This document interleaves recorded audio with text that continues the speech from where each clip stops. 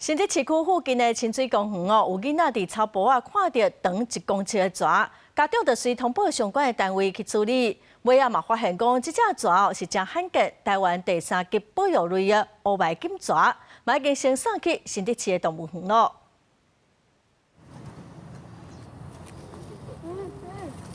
甲蛇轻轻掠起来，放入去地仔内底，边仔囡仔是惊甲皮皮喘。逐工早起有袂少人来新竹市区的清水公园散步运动，毋过拜三所有民众发现公园内底有一尾长1公尺的蛇，赶紧通报相关单位来处理。早上一来的时候，原本就在那个位置不会动，然后我本来以为说它可能是一个玩具，就看到那个蛇在那个就是在那边，然后卷着。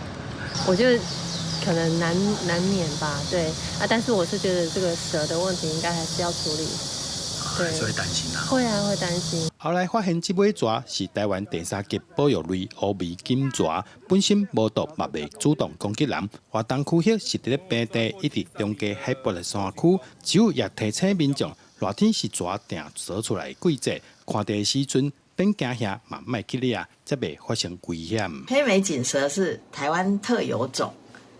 公告为3级保育类，它没有毒性，可以长到2公尺长，全身黄黑色，有纵向的花纹。